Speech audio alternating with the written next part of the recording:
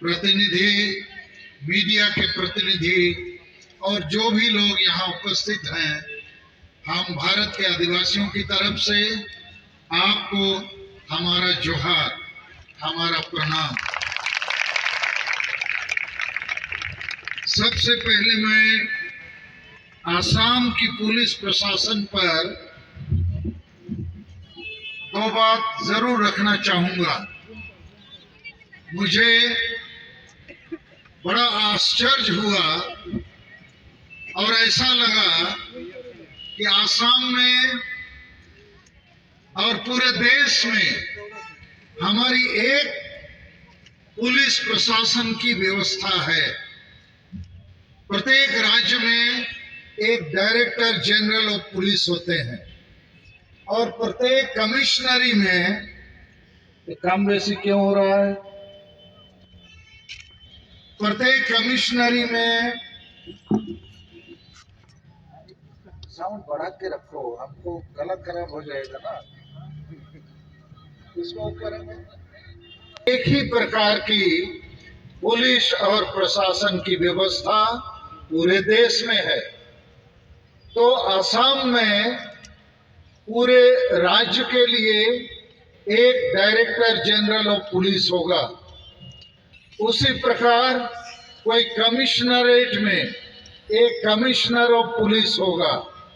लेकिन असम में मुझे लगता है कि दो व्यवस्थाएं चल रही हैं, जिसमें कल शाम से रात से सुबह तक कोकराझाड़ जिला, चिरांग जिला, शोनितपुर जिला, उदलगुड़ी जिला और तामुलपुर जिला, ये 5 जो जिले हैं, ये आसाम के डीजीपी के अंडर में नहीं है।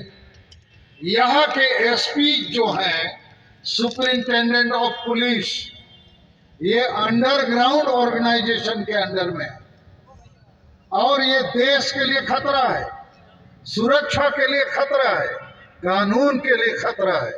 मैं इस बात को कल आसाम के राज्यपाल, आसाम के मुख्यमंत्री के पास लिख के भी रखूंगा, मिल के भी बात रखूंगा और भारत देश के माननीय महामहिम राष्ट्रपति, भारत देश के प्रधानमंत्री और भारत देश के गृह मंत्री को भी लिखित सूचना दूंगा। इन 5 जिलों के जो एसपी हैं, वहां की जो पुलिस व्यवस्था है वो आसाम पुलिस के अधीन नहीं है, वो कोई अंडरग्राउंड ऑर्गेनाइजेशन के अंडर में है। क्यों मैं ऐसा कहता हूं कि आज सुबह गुवाहाटी के जो पुलिस कमिश्नर हैं हरमीत सिंह जी हमारे साथ बात किए और उन्होंने जिस प्रकार हमारी चिंताओं को समझा, सहयोग प्रदान किया, उसके लिए हम बहुत कृतज्ञ हैं। I am very thankful to him and his team. लेकिन वो जो 5 जिलों के एसपी हैं, वो निश्चित यहाँ के डीजीपी के अंडर में नहीं है। क्यों मैं ऐसा कहता हूँ? हमारे लोगों को गाड़ियों की व्यवस्था की थी, एडवांस दिया था कि हम आसाम जाएंगे, गुवाहाटी जाएंगे, सालखन मुर्मू की बातों को सुनेंगे। क्योंकि सालखन मुर्मू भारत देश के आदिवासियों को न्याय और अधिकार दिलाना चाहता है, जो संविधान का मौलिक अधिकार है। और यह अधिकार किससे मिलेगा, कैसे मिलेगा? ये भारत के राष्ट्रपति से मिलेगा, भारत के प्रधानमंत्री से मिलेगा। लेकिन यदि इन 5 जिलों में भारत का संविधान नहीं चलेगा, भारत के राष्ट्रपति और प्रधानमंत्री की व्यवस्था नहीं चलेगी, असम के डायरेक्टर जनरल पुलिस की व्यवस्था नहीं चलेगी, तो ये देश के लिए खतरा है, आंतरिक सुरक्षा के लिए खतरा है और ये जो विधि व्यवस्था के लिए खतरा है। इन लोगों ने हमारे आदिवासी भाइयों को बहुत अपमानित किया, गाड़ी नहीं छोड़ा, लोगों को रेल में चढ़ने नहीं दिया और अभी भी ये जो उदलगुड़ी थाना है, वहां 13 लोगों को अरेस्ट करके रखा है। और उदलगुड़ी थाना के इंचार्ज को पूछा गया, आप क्यों ऐसा करते हैं? बोला, हम किसी की बात नहीं सुनते हैं। मुझे जो पता चला, हमारे बेटा तिलका मुर्मू ने बताया कि पुलिस कमिश्नर साहब यहाँ आए थे और तिलका मुर्मू के सामने उन्होंने उन 3-4 एसपी को फोन किया।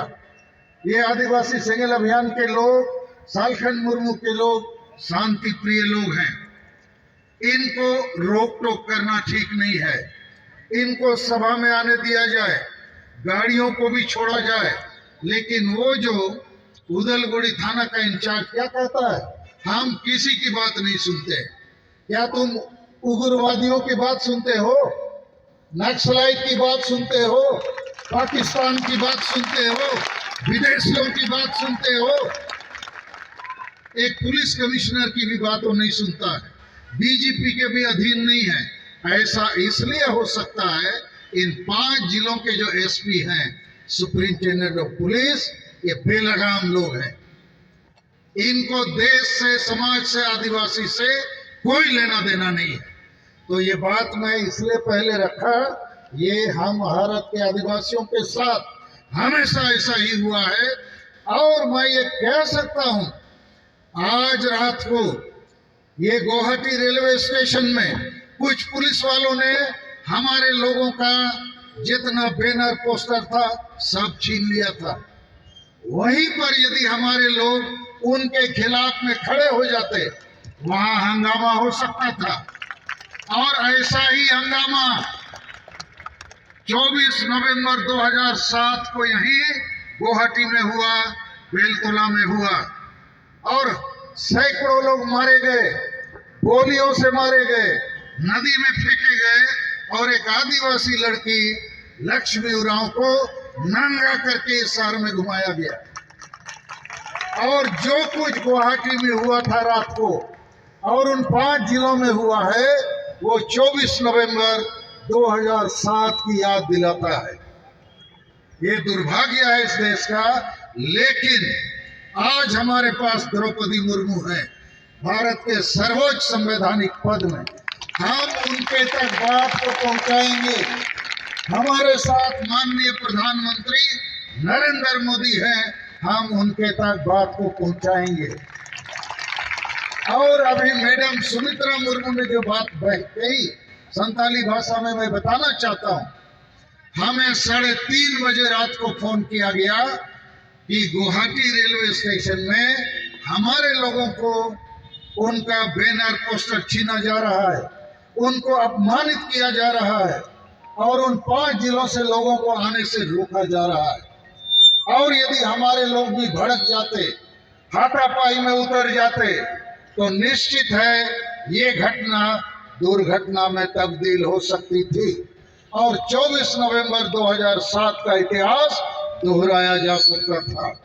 मैंने क्या किया, 4 बजे हमने एक मैसेज बनाया और उस मैसेज को हमने ट्विटर में भारत के राष्ट्रपति को, प्रधानमंत्री को, गृह मंत्री को, आसाम के राज्यपाल को, मुख्यमंत्री को और ये जो गुवाहाटी मेट्रोपॉलिटन डिस्ट्रिक्ट है उसके डीसी मिस्टर झा जी को और डिप्टी कमिश्नर ऑफ पुलिस जो हम लोगों को यहाँ सभा या धरना करने का अनुमति दिया है उनको भेजा और मीडिया को भी भेजा, ये बताने के लिए कि कैसा ये गुवाहाटी है, कैसा ये पुलिस प्रशासन की व्यवस्था है जो ऐसा नंगा नाच, लॉ ऑफ द लैंड नहीं, जंगल लॉ, जंगल रूल यहाँ लागू कर रहे हैं। और मुझे पक्का मालूम है दिल्ली से कोई बम्बू आया होगा और उस बम्बू के चलते इन लोग फिर इसके ऊपर में अपना सहयोग की भावना के साथ काम करना शुरू किया है। क्या हम लोग भारत के आदिवासी आदमी नहीं हैं, नागरिक नहीं हैं? क्या भारत का संविधान हमारे लिए नहीं है?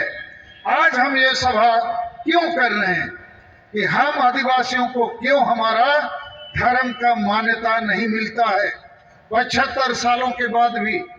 क्यों हमारे लोगों को असम में एसटी का दर्जा नहीं मिलता है 75 सालों के बाद भी?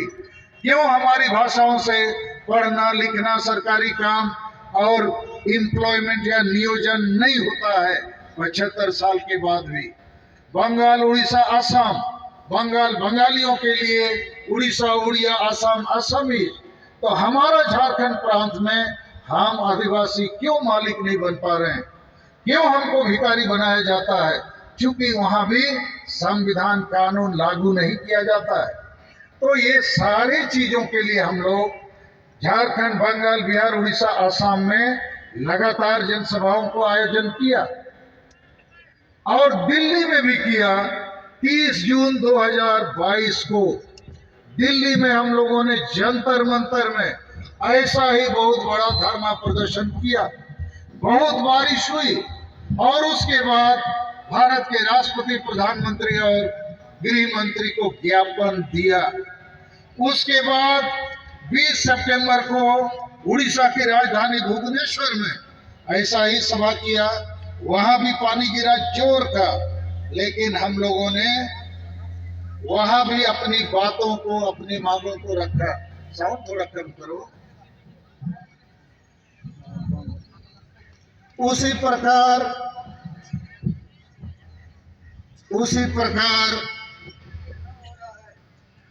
30 सितंबर को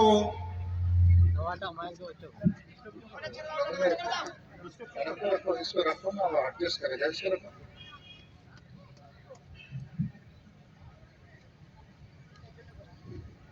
हेलो हेलो। हम भारत देश के नागरिक हैं, भारत संविधान से चलता है, लेकिन हम आदिवासियों के लिए 75 साल देश की आजादी के बावजूद ना धर्म का मान्यता, ना भाषा की मान्यता, ना एसटी का मान्यता, ना झारखंड आदिवासियों के राज्य में हमारी मान्यता, ना आदिवासी स्वशासन व्यवस्था में सुधार, ये कुछ भी नहीं हुआ है। उसके बावजूद 30 जून 2022 को हमने दिल्ली के जंतर मंतर में एक बड़ी धरना प्रदर्शन सभा किया। 20 सितंबर को उड़ीसा की राजधानी भुवनेश्वर में किया। 30 सितंबर को बंगाल की राजधानी कलकत्ता में किया। वहां करीब 1 लाख लोग थे। और उसके बाद झारखंड की राजधानी रांची में किया 18 अक्टूबर को। आज 4 नवंबर हम असम की राजधानी गुवाहाटी में कर रहे हैं। फिर 25 नवंबर को हम लोग बिहार की राजधानी पटना में करेंगे। क्यों करते हैं? क्योंकि हम आदिवासी सेंगेल अभियान, सेंगेल का मतलब सशक्तिकरण अभियान, झारखंड, बंगाल, बिहार, उड़ीसा, असम 5 प्रदेशों में हम आदिवासी भाइयों को जगाने के लिए और बाकी सरकार प्रशासन को जगाने के लिए इन बातों को रखने की कोशिश करते हैं। हमारे लिए आज जितने लोग आए हैं, ये कोई गांव के मंगरू बुधवान नहीं है। ये आदिवासी सेंगेल अभियान के जागरूक नेता है, कार्यकर्ता है और अपने खर्चों से आए हैं, तकलीफ करके आए हैं, कष्ट करके आए हैं, क्योंकि इनको जानकारी है कि सही में भारत के हम आदिवासियों को संविधान के तहत जो मिलना चाहिए न्याय और अधिकार नहीं मिला है। बाकी पार्टी तो गाड़ी में ढोढा के लोगों को लाते हैं, पैसा देके, खाना देके, प्रलोभन देके, मगर ये अपने से आए हैं, कष्ट करके आए हैं। लेकिन गुवाहाटी में और आसाम में यदि पुलिस प्रशासन हम आदिवासियों के साथ दुर्व्यवहार करते हैं, तो मैं कहूंगा यहाँ की पुलिस प्रशासन द्रौपदी मुर्मू के साथ दुर्व्यवहार किया, भारत के राष्ट्रपति का अपमान किया, भारत के संविधान का अपमान किया है। और ऐसे पुलिस प्रशासन के ऊपर में देश को विचार करना होगा। ये देश के लिए काम नहीं करते हैं, ये देश के नागरिकों को अपमानित करते हैं, देश के राष्ट्रपति को अपमानित करते हैं, देश के प्रधानमंत्री को अपमानित करते हैं। तो मैं इन्हीं बातों को हिंदी में थोड़ा बहुत कहना चाहता था, कहा है, लेकिन मैं इसको बहुत ऊंचे लेवल तक ले जाऊंगा। और वो जो 5 जिले हैं, केवल कल और आज रात की घटना नहीं है, इसके पहले भी हमारे आदिवासी कार्यकर्ताओं को बहुत मारा गया है, बहुत पीटा गया है और हमेशा ये काम हुआ है वही अंडरग्राउंड के लोगों के कारण। ये विदेशी लोग, आक्रामक लोग, आतंकित लोग, ऐसे हिंसावादी लोगों के ग्रिप में ये 5 जिलों के एसपीज हैं और पुलिस व्यवस्था है। तो मैं इन्हीं शब्दों के साथ हिंदी में अपनी बात को समाप्त करना चाहूँगा। फिर जरूरत पड़ेगा तो लास्ट में मैं थोड़ी बहुत अपनी बात को रखूँगा। ऐसे मैं यहाँ गुवाहाटी के पुलिस कमिश्नर हरमीत सिंह जी और उनके तमाम जो सहयोगी काम करने वालों को धन्यवाद देना चाहता हूँ। और मीडिया वाले भी यहाँ आए, मुझे तो ऐसा लगा असम सरकार से मेरी एक फरियाद है, निवेदन है। अरे धरना प्रदर्शन भारत के नागरिकों का मौलिक अधिकार है अंडर आर्टिकल 19। तो ये धरना प्रदर्शन के लिए अब गुवाहाटी के केंद्र से इतनी दूर भेज दोगे आदमी को, इसका मतलब ये गुवाहाटी में जो सरकार है इसको लोगों की चिंताओं का चिंता नहीं है। आखिर लोग धरना प्रदर्शन करते हैं तो अपनी तकलीफों को बताते हैं, अपने जो भी मुद्दे हैं उनको हाईलाइट करना चाहते हैं। तो राजधानी के करीब कहीं होता तो अच्छा होगा ना। हम लोगों ने भी मांग किया था कि गुवाहाटी रेलवे स्टेशन के पास एक हाई स्कूल मैदान है जो 3 किलोमीटर में है, हरलुमुख में, वहां हम लोग सभा करते। तो ये जो पुलिस कमिश्नर साहब को इतना बस जुगाड़ करना पड़ा, इतना सारा सुविधा करना पड़ा, फिर लौटने के लिए बसों को तैयार करना पड़ेगा। तो मुझे लगता है, हमारा निवेदन है सरकार से, धरना प्रदर्शन आपकी आंख नाक कान को खोलेंगे, जनता की तकलीफों को आप सुनिए और दूर कीजिए। तो हम 5 राज्य के कार्यकर्ता यदि पैदल आना पड़ता, अपने खर्चों पर आना पड़ता, बहुत खर्च करना पड़ता, तो ये व्यवस्था भी ठीक नहीं है।